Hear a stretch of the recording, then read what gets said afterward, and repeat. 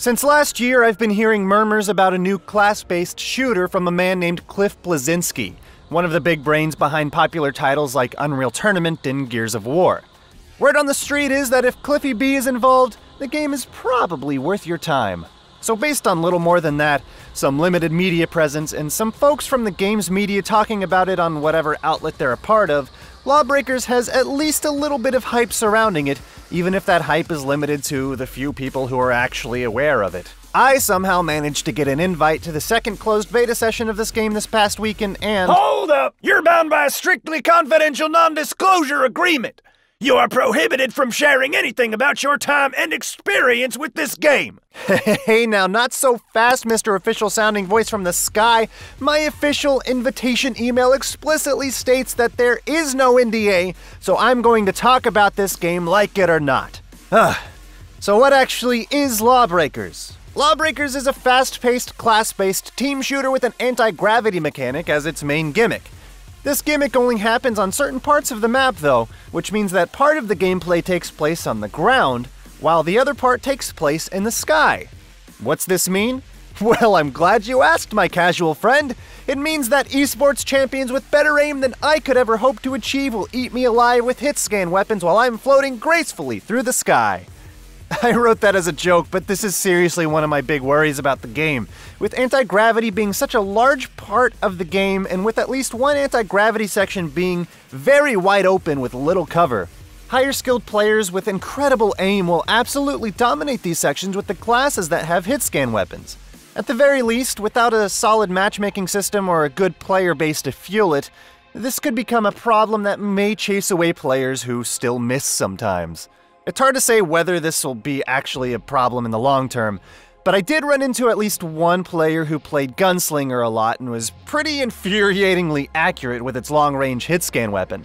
I also actually ran into one person with an aimbot who showed off how insanely powerful the Enforcer's automatic rifle can be with high accuracy. Something that'll help combat this though is LawBreakers' emphasis on movement.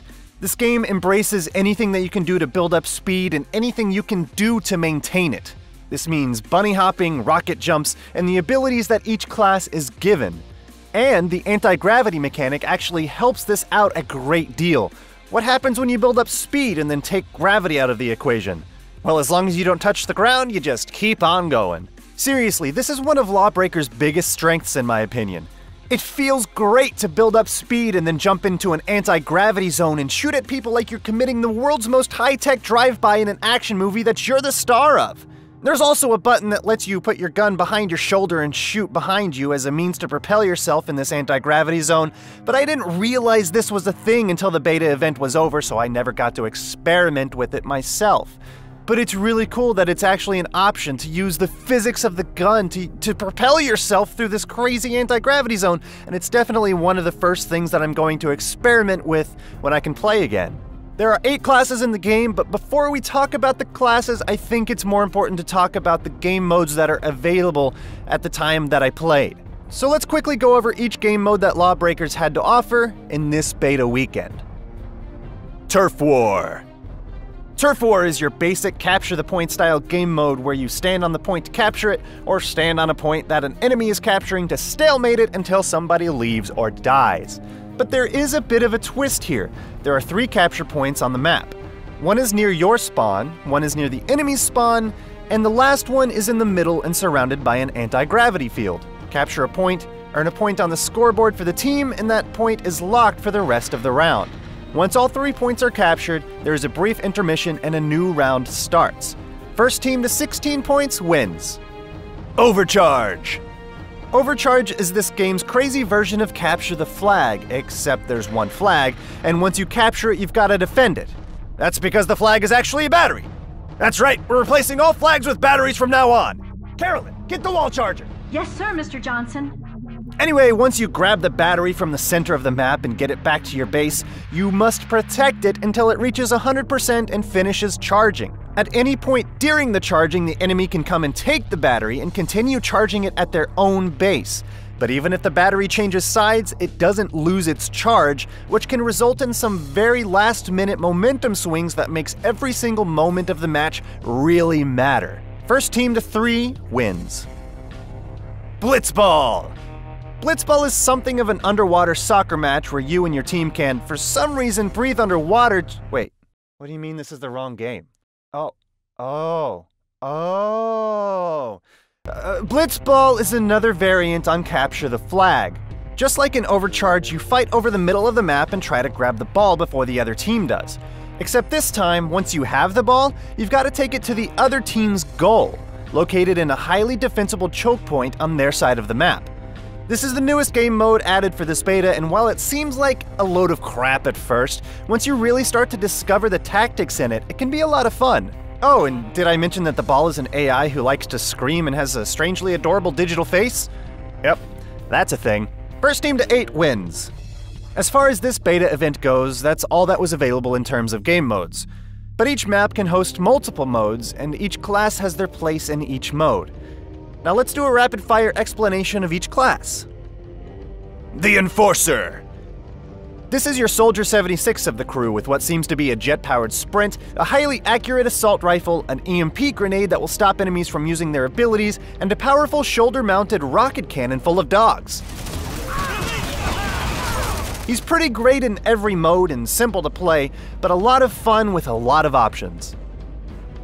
The Gunslinger. The true marksman of the group with the ability to blink short distances to get him into a more advantageous position. He has a burst fire pistol in his left hand and a charge-up hand cannon in the right, for a mean combination that'll make your brain hurt when you really try to figure it out. He can also throw a knife for a sonar effect and overcharge his guns for a deadly barrage against your foes. The Titan. Blow fools up with rockets. Blow yourself up with rockets. Change your mind and use a lightning gun. Change your mind about the whole damn idea of a gun and shoot that lightning out of your bare hands instead because damn it, you're pissed and you want everybody to know. Also, you can use that rage to jump up like King Kong and come bearing down on your enemies. Also, you have a gravity mine that can suck people in, and that's kind of cool too. The Assassin. Because what futuristic group of heroes would be complete without some idiot charging into a gunfight with a grappling hook and some daggers? She has 3 charges that can either be used for a horizontal dash or a grapple, and a double jump to help her get around and maintain speed, a pulse grenade to push back enemies and projectiles, and a way too strong shotgun in case she can't get close. Oh, and she can also spin to win and go into a frenzy to gain lifesteal for a few seconds afterwards. The Medic. If you ever wanted to float around on a jetpack while healing your allies and attempting to hit people in the air above you with a freaking grenade launcher, the Medic is the class for you. If you're hopeless in 3D space with that grenade launcher, as most humans are, there is a pistol to fall back on. The Medic can also create a bubble to protect a key point on the map, which can easily swing an objective in your favor if timed well. She also has the strongest heal I've ever seen in a first-person shooter. Juggernaut. The tank of the gang is the Juggernaut, a formidable robot with a shotgun that has a blade on it. He's a slow character with a slow sprint, but he's got about 1,000,000 hit points, can activate a shield to mitigate some damage from the front, and can place down a wall to block enemies and their bullets. The Wraith. The Wraith is another class that likes to get up close and personal. He's got a relatively strong and accurate little machine pistol in one hand and a dagger in the other. He can fire a dagger and shoot where it lands for a nice little explosion, but the majority of his damage comes from sliding into fools before sticking them with the dagger and then triple jumping away before things get too hairy for him. He can significantly slow a lot of enemies at once as well, making them an easier target for you and your team. The Vanguard. Last but not least is the Vanguard with a movement ability that turns her into a jet. Her meteor gun can pick away enemies at range or devastate them in mid-range combat. She can throw cluster bombs to questionable effect, and if an enemy gets too close, she has a pulsar that she can fire off to knock herself back and whoever she hits away from her. If enemies are clumped together, her Starfall ability will crush that group with a nice explosive effect and an added effect of creating an anti-gravity field in the area. Alright, that's all 8 so far. Except for the Juggernaut, one of the abilities that I mentioned on each character is an ultimate ability with the power to change the course of an encounter.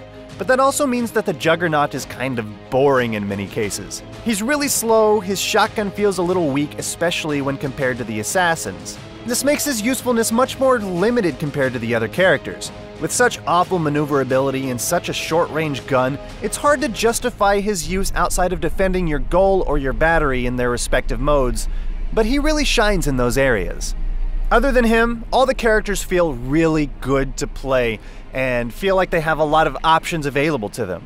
Additionally, each character can kick in close range as the dedicated quick melee button, and it's a very strong and very viable ability to use whenever you can. At about 75 damage per hit and instant activation, it becomes an element of the game that you learn to play around. It also comes with a hefty knockback on anybody hit with it, which really changes the game of Blitzball once you really learn to utilize its power. It's also one of the most satisfying ways to kill an enemy. It's legitimately hilarious to kill somebody with a stomp, hear that iconic stomp noise, and then watch their ragdoll fly backwards and slam into a wall. Bonus points if they're affected by anti-gravity and don't stop moving until they reach the moon. They'll also see your customized stomp footprint, automating the whole process of humiliate your enemy, then show them your spray.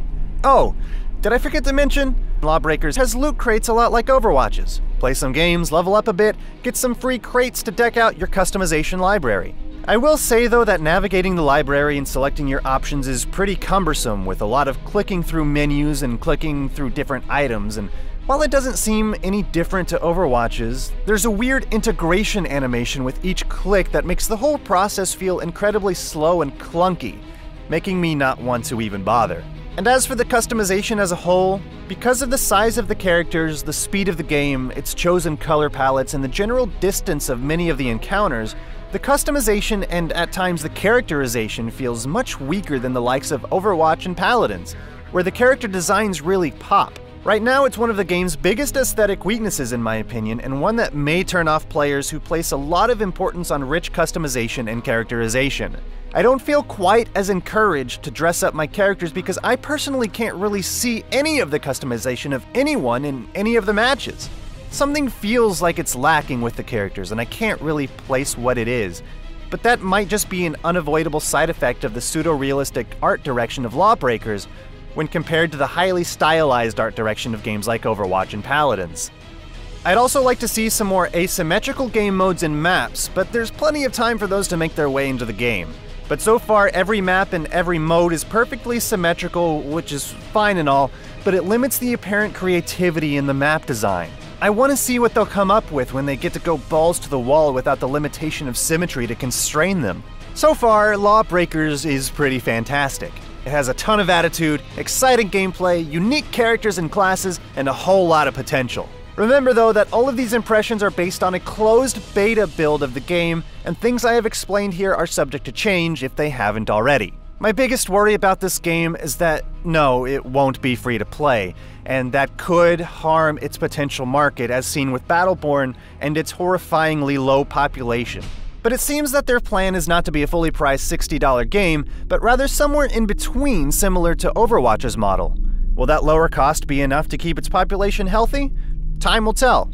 I personally have no problem paying for it, I just don't want to see another fun game die because of its price of entry.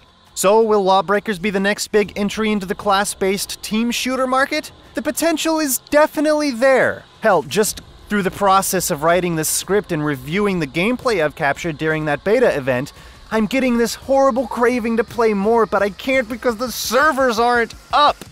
The team behind LawBreakers obviously knows how to make a good shooter, and the designers are doing a great job at making it feel unique and fun, and coming up with fun twists on the game modes we've been playing for the past 20 years. I'm excited to play more, and I'm very much looking forward to the next beta event and what Bleszinsky will put in the game next. That's gonna do it for this video, but I'd like to know, are you excited for LawBreakers? Let me know why or why not in the comments section below. And as always, please be sure to thumbs up the video if you liked it and thumbs down if you hated it. And don't forget to follow me on Twitter at ingeniousclown and hit that subscribe button for more awesome gaming content here in the future, and I will see you next time.